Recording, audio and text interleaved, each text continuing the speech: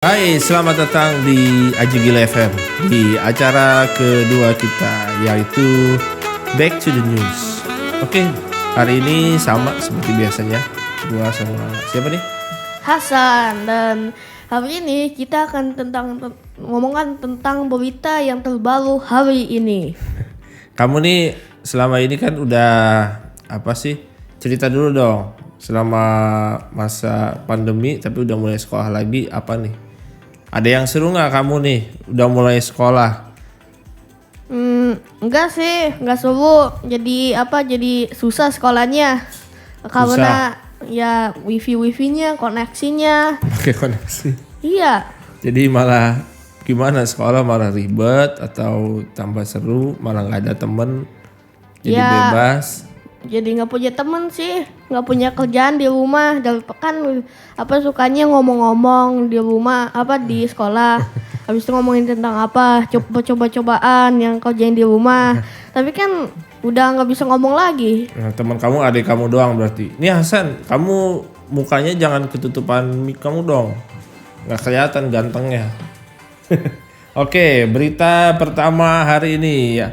Apa nih? Coba Hasan ceritain dong. Apa sih? Haji di tengah pandemi virus corona, berkah dan panggilan Allah. Cerita WNI yang terpilih berhaji di antara 10.000 jemaah yang beribadah tahun ini. Kamu tahu nggak kalau ternyata jadi di tahun ini tuh Indonesia nggak membuka untuk masyarakat yang ingin pergi haji. Jadi kalau tahun lalu itu kan banyak masyarakat kita yang diperbolehkan untuk pergi haji. Nah tahun ini Kementerian Agama tuh tidak membuka kesempatan untuk orang Indonesia pergi berhaji. Jadi di berita ini tuh salah satu orang ini dia salah satu orang yang beruntung yang bisa pergi haji. Gimana tuh San? Coba cerita aja dong. Untuk pertama kalinya dalam sejarah modern, Arab Saudi melarang jemaah haji internasional di tengah pandemi COVID-19. Dengan jumlah yang ikut tahun ini dibatasi hanya 10.000 orang. Sementara tahun lalu sekitar 2,5 juta. Gitu. Terus? Dari 10.000 calon jemaah, 70% diantaranya adalah warga dari 160 negara yang bermukim di Saudi. Bermukim. Apa itu bermukim? Mungkin berjalan-jalan. Mukim. Temannya musim, bukan ya? Bukan. Jadi bermukim itu dia bertempat tinggalnya di Saudi. Jadi mungkin dia dari negara Palestina, Pakistan, Afghanistan, tapi tinggalnya di Arab Saudi begitu. Kemudian lanjut tuh, dan mereka perlu mendaftarkan diri secara online. Daftarnya online. Disaring oleh Kementerian Umroh dan Haji Arab Saudi. Wah, ini pasti menterinya namanya Haji Budi. Terus lanjut dong. Sementara 30% lainnya adalah warga Saudi sendiri. Dan diutamakan adalah tenaga kesehatan dan keamanan yang bekerja menangani pandemi COVID-19. Jadi ini lebih kayak adalah hadiah ya. Iya. Hadiah buat orang-orang yang sudah bekerja selama masa COVID-19 ini untuk menjaga kesehatan dan keamanan di Saudi Arabia. Iya. Kemudian tuh, terus Jemaah yang mengikuti haji tahun ini sudah melakukan tawaf di Masjid Haram Rabu. Masjidil Haram. Haram Rabu. Apa tuh artinya haram? Haram. Apa artinya? Tidak bagus, yang tidak boleh kerja. Bahasa masjidil yang tidak bagus. Jadi kalau di bahasa Arab haram itu artinya suci. Jadi masjid yang suci. Tapi kalau haram, nah itu berarti dilarang. Jadi Masjidil Haram itu artinya masjid yang suci. Terus dari Rabu tanggal 29 Juli tepatnya itu di mana hari ini kita ambil video kita dengan protokol kesehatan, mereka menjaga jarak. Menurut Haramain Syarif, penjaga Haramain, Masjid Haram. Kemudian baca nih apa nih? Beautiful and historic scenes from Mata'af Maktaf. Apa itu artinya? Maktaf itu tempat menginjak, tempat orang melakukan tawaf yang muter-muter itu. Nah itu artinya maktaf. Lanjut. As the Hujjaj circumambulate. Circumambulate. Artinya muter, memutar. Why? Kenapa ngomong circle aja? Big Enggak, circle. beda. Kalau itu circling. Nah, kalau ini circumambulate, artinya dia itu bukan bentuk bulatan, tapi dia memutari suatu barang, makanya circumambulate gitu. Kalau muter kan muter aja, dia nggak muterin sesuatu, tapi kalau circumambulate tuh memutari suatu barang gitu artinya. Terus apa lagi? Round the Ka'bah performing tawaf.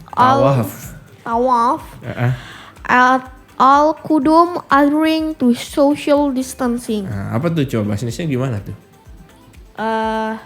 Dia melakukan Jadi pertama dong, apa tuh? Beautiful, keindahan dan ke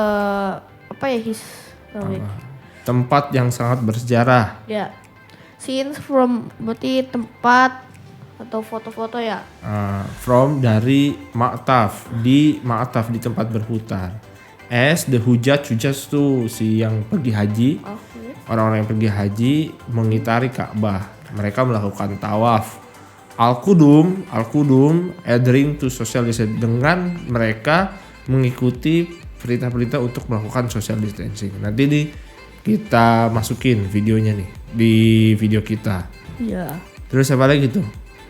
Kasus positif virus corona di Arab Saudi tercatat sebesar lebih dari 270.000 dengan pasien meninggal hampir 3.000, salah satu negara dengan kasus tertinggi di Timur Tengah. Banyak banget. Tahu nggak kalau di Indonesia berapa?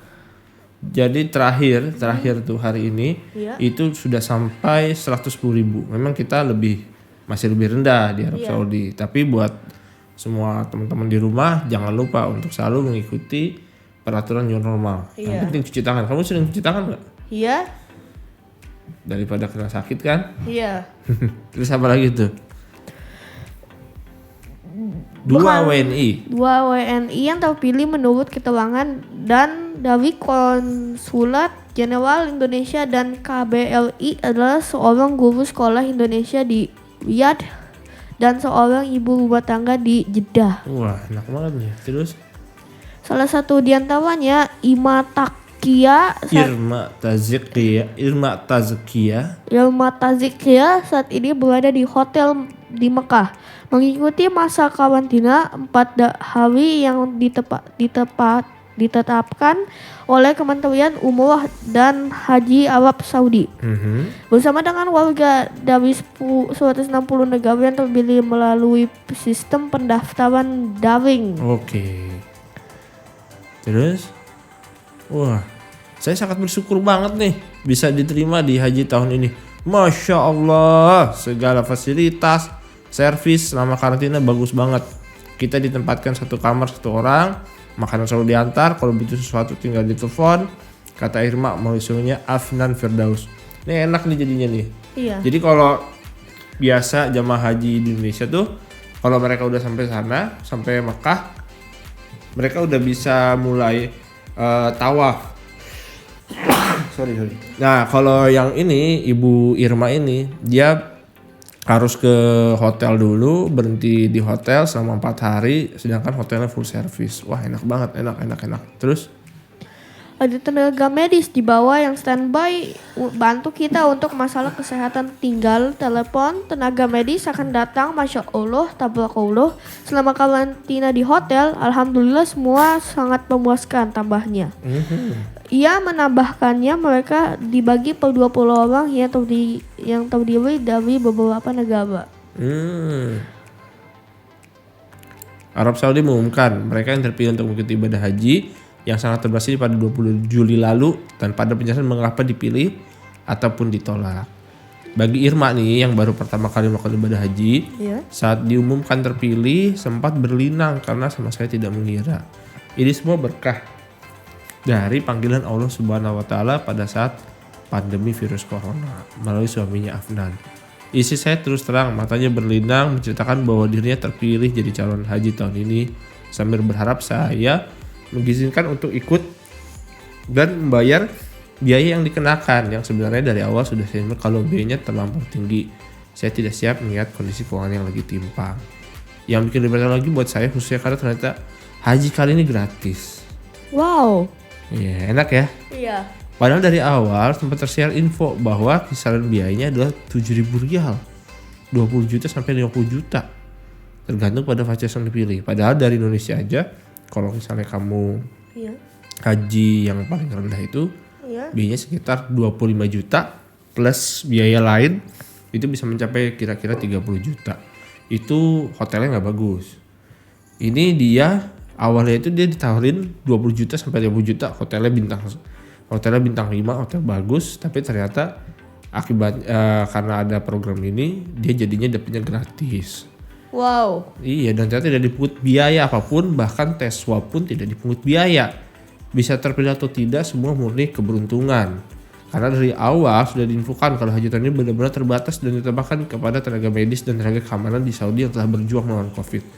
Jadi sebenarnya mereka itu sebenarnya iseng-iseng daftar. Nah, tapi mereka dipilih berdasarkan prestasi yang dilakukan. Jadi memang ya Masya Allah, tabarakallah, sebenarnya ini adalah pilihan yang mereka juga tidak ya beruntung. Alhamdulillah mereka beruntung bisa mendapatkan kesempatan ini. Gitu. Protokol kesehatan bagi para jemaah terpilih ini adalah karantina 4 hari di hotel sebelum wukuf di Arafah, salah satu ritual ibadah pada hari Kamis 30 Juli. Ya betul, karena orang yang mau pergi haji itu dimulai dengan pelaksanaan dari wukuf di Padang Arafah di hari Kamis tanggal 30. Terus? Dan 7 hari karantina mandiri setelah selesai haji. Jadi ada tambahan nih, kalau biasa tuh kita datang, kalau pergi haji datang, habis datang langsung wukuf, langsung bermalam kemudian lepar jumroh sampai sampai beberapa ibadah selesai. Itu kita bisa langsung pulang. Tapi kalau dengan adanya Covid ini berarti tambahannya pertama mereka datang karantina dulu 4 hari di hotel, baru melaksanakan ibadah haji lengkap, kemudian sebelum pulang 7 hari karantina lagi mandiri setelah selesai haji. Tapi ini kayaknya di rumah sih karantina mandirinya. Kemudian apalagi nih? Pendaftaran untuk ikut haji dari warga 160 negara yang tinggal di Arab Saudi ya dilakukan sampai batas waktu tinggal 10 Juli yang lalu syarat utama dalam kondisi sehat. Namun Kementerian Umrah dan Haji tidak menjelaskan beberapa banyak yang mendaftar serta tidak ada keterangan mengapa diterima ataupun tidak. Oke. Eko Hartono, Konsul Jenderal Indonesia di Jeddah mengatakan dia dan sejumlah staf KJLI juga ikut mendaftar namun tidak ada yang lolos. Jadi nggak dapat. Terus? Kita pendaftar diberitahu diterima atau tidaknya, namun di formulir tersebut hanya ditulis mohon maaf Anda tidak termasuk yang diizinkan untuk haji tahun ini. Tidak ada penjelasan karena ditolak. Ya kami tidak bisa apa-apa. Cari informasi ke sana mari. Juga tak diperoleh jawaban kata Eko. Kita ikut daftar juga termasuk Pak Dubes. Apa itu Pak Dubes? Tidak tahu. Duta besar. Itu dia yang menjadi perwakilan Indonesia di Arab Saudi. Gitu, itu namanya Dubes. Terus nih di tengah seleksi ini Kementerian Dalam Negeri Saudi juga mengumumkan bahwa siapapun yang berada di seputar tempat ibadah seperti di Mina, Musdalifah dan Arafah tanpa izin pada periode akan dikenakan denda 10.000 rial. Wah. Jadi keren sih nih. Jadi di tahun ini tetap akan ada pelaksanaan haji tapi sedikit. Iya. Gitu. Jadi kalau biasa haji itu rame banget sehingga benar-benar penuh lah. Nah kalau tahun ini kayaknya dikit banget. Jadi sebenarnya menarik sih, dan biasanya tuh kalau pelaksanaan haji nanti kita bisa lihat di YouTube-nya Haramain. Jadi dia akan merekam tuh semua perjalanan haji para jemaah haji tahun itu. Makanya ntar kita lihat nih di YouTube-nya Haramain kira-kira akan seperti apa nih keadaan haji tahun ini gitu. Pasti bakal seru banget. Oke, kita lanjut ke berita kedua.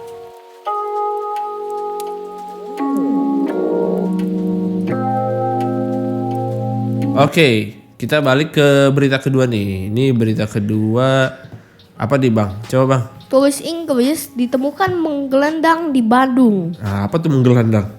Mungkin ke kanan kiri tiduran. Bukan, menggelandang tuh jadi gelandangan loh. Jadi orang yang ada di pinggir jalan itu dia nggak punya duit. Jadi orang Inggris, tahu kan kamu kalau di Inggris ya, orangnya kan pada kayak dia sampai sini menggelandang. Iya. Coba kita lihat nih gimana nih. Kenapa sih? Republika Kuwait Bandung, turis asing asal Inggris bernama Michael Wilkinson, 64, 64, udah tua banget. ditemukan menggelendang di pinggir pantai Munggu, Kecamatan Mengwi, Badung, Bali. Dia ditemukan pada Rabu pukul 12 WITA, pukul 14 WITA. WNA ini tanpa identitas keterangan. Dia tiga minggu lalu kena rampok. Luntang jantung dari Jimbaran. Luntang lantung, apa tuh luntang lantung? Tidak tahu. Artinya dia pergi ke sana kemarin nggak jelas, nggak tahu apa arahnya kemana, kan dia udah nggak punya duit. Gitu masih luntang. Terus luntang lantung dari Jimbaran sampai kemarin diamankan di Cemangi, tapi dia tidak lapor ke aparat setempat. Ketakut kayak dia malu nih. Iya. Turis di Inggris dirampok sama orang Indonesia gitu. Ia mengatakan terkait adanya laporan lalu warga asal Inggris itu melalui proses tes cepat COVID, rapid test sebelum diserahkan kepada imigrasi Bali. Menurutnya berdasarkan laporan yang diterima, Michael juga meminta makan di wilayah tersebut. Wah, benar-benar jadi orang susah nih. Bener aja Bang, apa katanya nih? Dia tinggal di Jimbaran. Dia luntang lantung selama 3 minggu. Wah. Dan dia minta makanan dan kemarin diamankan oleh pengaman wilayah Cemagi. Semalam diserahkan ke Polsek Mengwi dan tadi pagi sudah diproses. Katanya pula Surya Negara memperkirakan warga asing tersebut berada di Bali kurang lebih sudah 1 bulan. Udah lama banget nih. Terus Kepala Subbagian Humas dan Reformasi Kanwil Kemenkumham Bali Puta Surya Dahalma mengatakan bahwa Michael tidak dapat menunjukkan dokumen perjalanan miliknya. iya. Dia mengaku tas yang berisikan semua barang berharga termasuk paspor miliknya dicuri oleh orang yang tidak dikenal.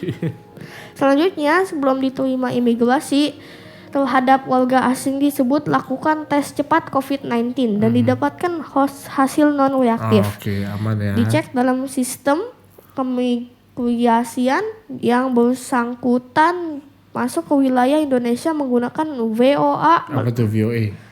Tidak tahu. Visa on arrival. Jadi dia dari negaranya nggak bikin visa. Jadi dia baru bikin datang baru bikin visa, baru dicap. Gitu maksudnya. Melalui Bandara Ngurah Rai pada 6 Maret 2020 kata Surya. Saat ini dilakukan pendetensian. Ditangkap dia tuh artinya.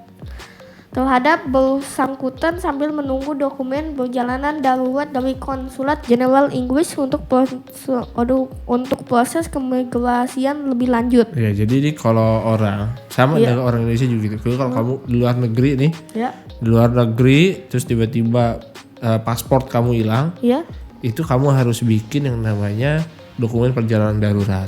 Jadi kita harus telepon ke konsulat jenderal setempat. Kalau misalnya kita di Inggris ya berarti konsulat jenderal di sekitar London. Kita minta dokumen perjalanan darurat itu sebagai pengganti paspor sampai kita balik lagi ke Indonesia untuk bisa mengurus paspor kita lagi. Dan dokumen perjalanan darurat itu jangan sampai hilang karena digunakan untuk sebagai bukti nih bahwa kita kehilangan paspor selama di Inggris gitu. Kamu pernah kecurian nggak? Pernah kerampokan nggak? Enggak. Kamu tahu nggak kalau kerampokan itu kayak gimana? Enggak. Dulu aku pernah, dulu aku sering. Ya, aku sering nonton film sih, sukanya ambil batu. Terus ngapain? Pecahin jendelanya, habis itu ambil barang, habis itu keluar. Itu ya dia ngancurin pecah jendela, terus ngambil barang, terus kabur. Iya, kayak bawa kantong yang itu yang dibawa. Dulu nih kalau di itu Ya. di rumah kakek kamu tuh, Ya. dulu pernah kan berarti di rumah tuh ada kakek, ada nenek, ada tante kamu, dan itu terkenal. Itu rumahnya itu pernah kerampokan. Jadi malam-malam sekitar jam, aku lupa ceritanya, aku juga masih di rumah papa. Jam 9 atau jam 10 ada orang masuk, ngetok, habis itu ternyata maling. Nah habis maling, itu kakek kamu, berarti kakek kamu ya, kakek aku berarti ya, berarti apa tuh? Buyut ya, kakek buyut kakek kamu, buyut. nenek buyut kamu tuh disekap, diikat mulutnya. Ya. Diikat mulutnya segala macam, dibuka berangkasnya, habis itu dicolong duitnya. Habis itu bagaimana malingnya?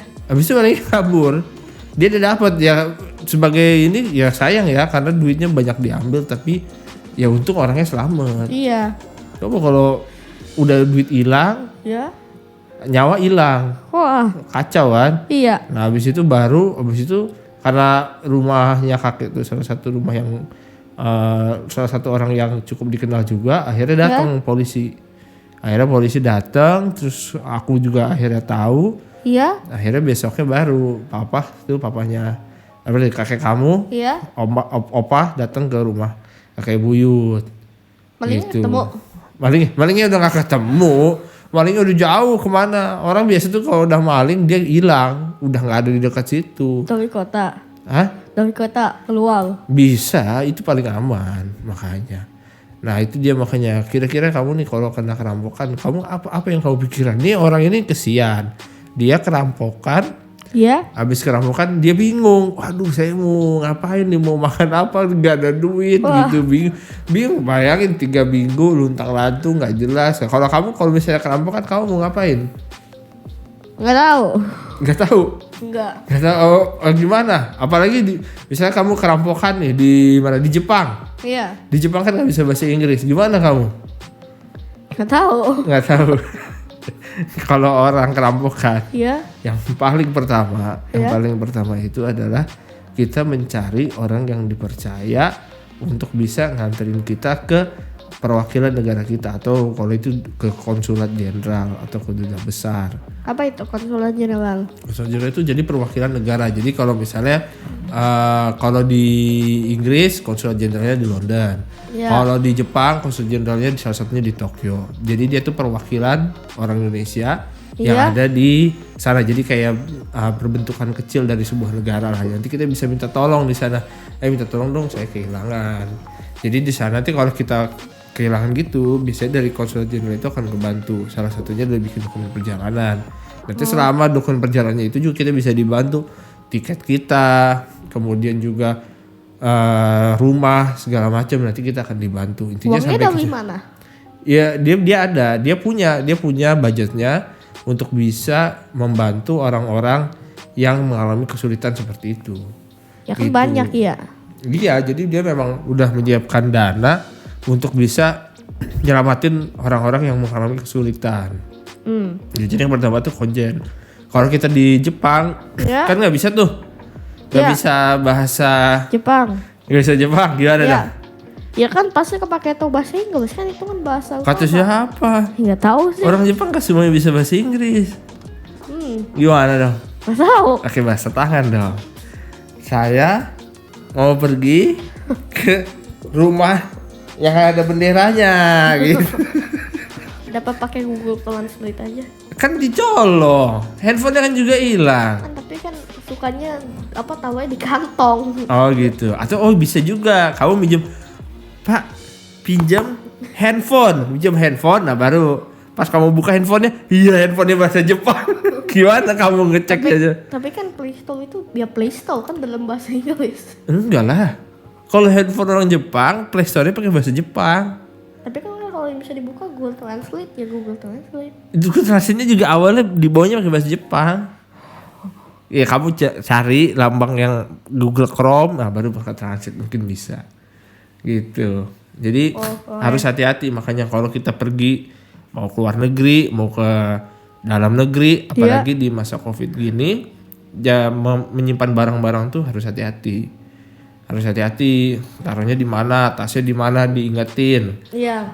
disimpan deket-deket. Nanti kalau sudah sampai tempat yang aman, misalkan nih kita merasa tempat yang aman itu di kamar hotel, nah, baru kita bisa susun barang-barang kita.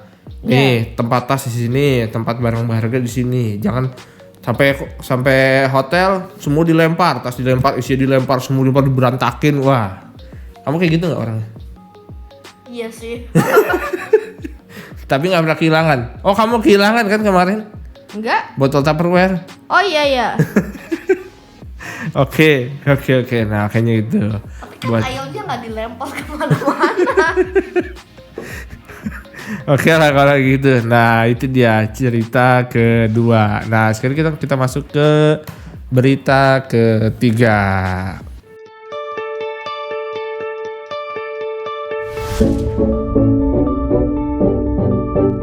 Oke, berita ketiga nih. Apa nih, San? Wah, gila.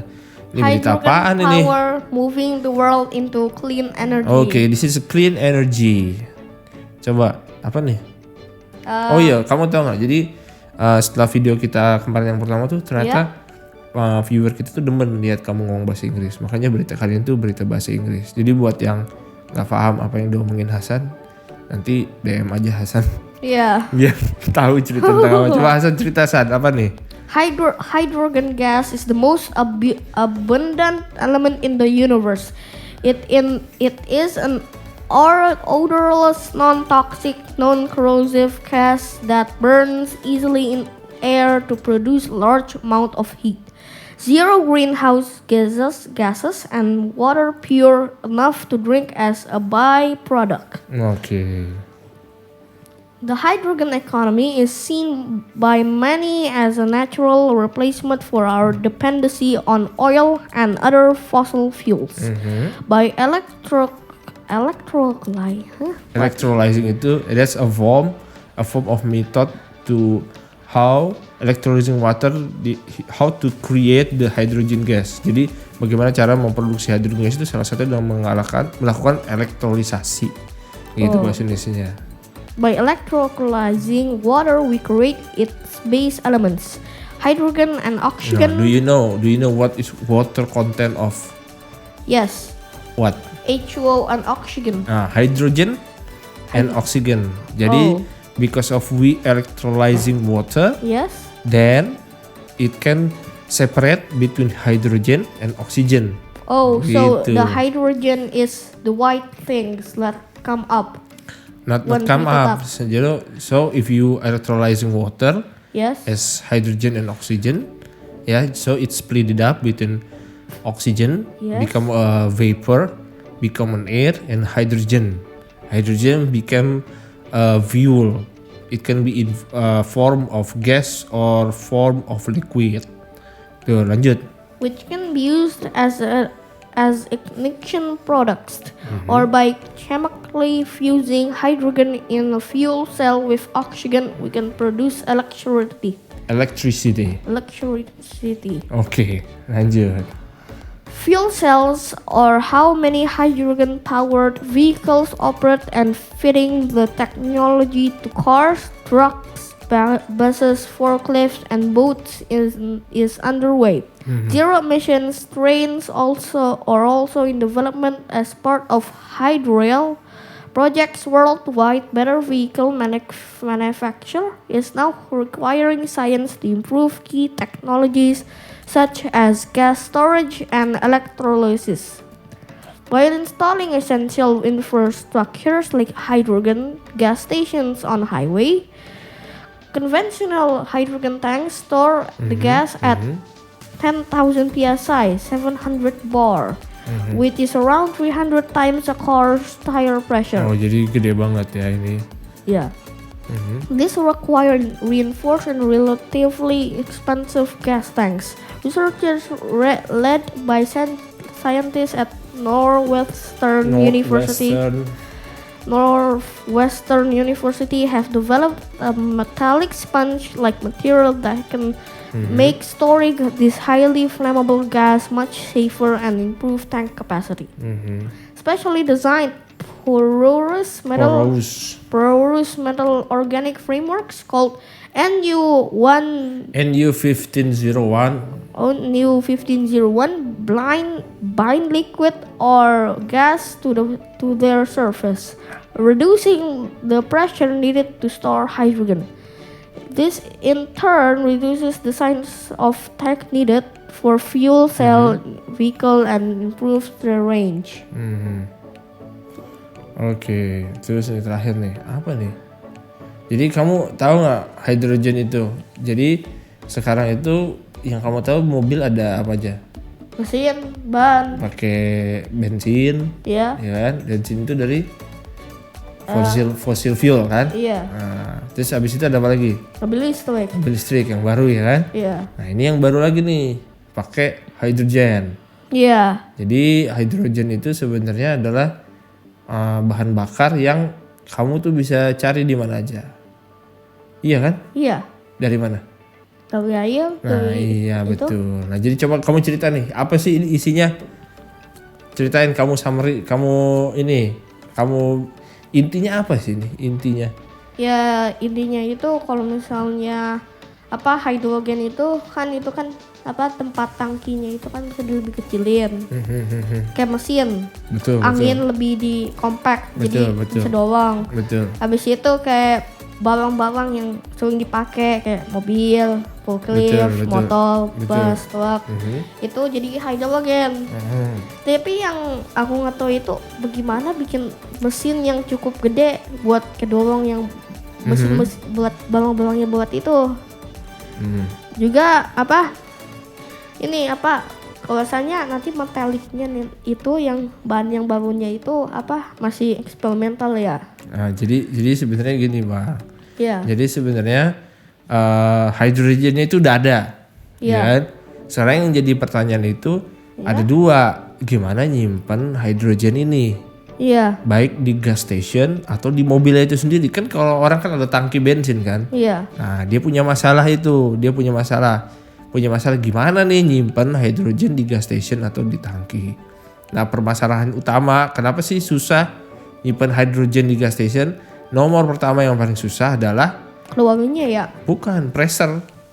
Tadi pressurnya tuh gede banget. Oh jadi kedolongnya sama itu yang nggak bisa masukin ya? Bukan nggak bisa masukin. Jadi kalau kita nyimpen air, itu kan ada kekuatannya. Iya. Nah kalau nyimpen hidrogen juga gitu, ada kekuatannya itu sekitar 10.000 psi. Nah di 10.000 psi itu dia mikir kan biar dia kuat menahan tekanan itu basicnya adalah dia harus punya tangki yang kuat. Tangkinya itu dari metalik. Iya. Nah metaliknya itu kalau kuat bener mahal. Nah akhirnya si para peneliti ini mikirin nih gimana caranya saya bisa bikin tangki tapi murah gitu. Jadi dia mendevelop namanya metallic sponge like material. Jadi metalik tapi bulat tapi ada sponge kayak sponge tebel tapi sebenarnya isinya tuh porous, bolong-bolong. Gitu, makanya metallic sponge like material can make storing this highly flammable gas much safer and improve tank capacity. Makanya dia sebut barangnya tuh NU1501 yang itu barang-barang yang kayak sponge. Jadi sponge itu kan tahu ya? Ini ada air, kita taruh sponge. Nah, dia kan bisa menyerap air. Nah, harapannya seperti itu. Dengan adanya metalik ini, dia bisa menahan hidrogen itu kecil-kecil itu di poros-porosnya, di bolongan-bolongan materialnya, di bolongan-bolongan yang ada di materialnya itu. Jadi gitu biar gampang. Kamu kalau mau punya mobil, kamu pinginnya punya mobil yang kayak gimana? Sport, family car, atau monster truck? Family car. Family car kenapa? Ya karena ini nih sport tabrak terus. Monster truck banyak habis bayarnya jadi dari mana? Oh gitu. Jadi pinginnya family. Kalau aku tuh sebenarnya pinginnya mobil yang kecil. Mobilnya yang kecil jadi kayak Mr. Bean, Cooper, Mini Cooper. Itu kayak mobil-mobil Jepang. Namanya apa sih yang kecil banget? Oh iya. Aduh aku lupa juga. Ada. Atau yang kayak di India, Tata tau gak? Oh yang cuma 3 ban doang. Iya yang gitu. kayak bemo. Nah iya. Jadi kalau mobil kecil-kecil gitu enak. Beloknya nggak shit. Jadi di jalan juga shit. Tapi berisik banget. Hah? Berisik banget. Emang berisik? Aku ganti mesinnya pakai mesin jet cit gitu. Tabrak itu mah. Iya kan cita-citanya gitu nanti cit pas masuk tol baru masukin jet. Memang boleh masuk tol itu. Boleh kan mobil, persyaratan masuk tol kan mobil bukan motor. Tapi kan ini kalau mobil itu kan yang penting cuma kepake 4 ban, itu 3 ban. Enggak ada. Mobil nggak ada 4 ban, mobil itu disebut mobil Ya. karena memang dari pemerintah nyebut itu mobil. Gitu. Tapi- Motor mau Ya. dipakein tutupan apa juga kalau disebut motor. Gitu. Oke, buat Hasan ini udah Ya. terakhir. Ada nggak nih pesan-pesan buat yang di rumah untuk selama ini akan belajar, mau belajar di rumah? Ada nggak pesan-pesannya buat teman-teman? Atau tips and trick deh? Belajar tentang baru, baca news, dengerin artikel yang baru, belajar setiap hari juga. Ya jangan keluar banyak-banyak sama cuci tangan. Oh oke kalau gitu terima kasih buat yang udah ikutin episode kali ini. Jangan lupa subscribe di acara kita karena pasti akan seru banget. Oke, see you in next video for Aji Gile.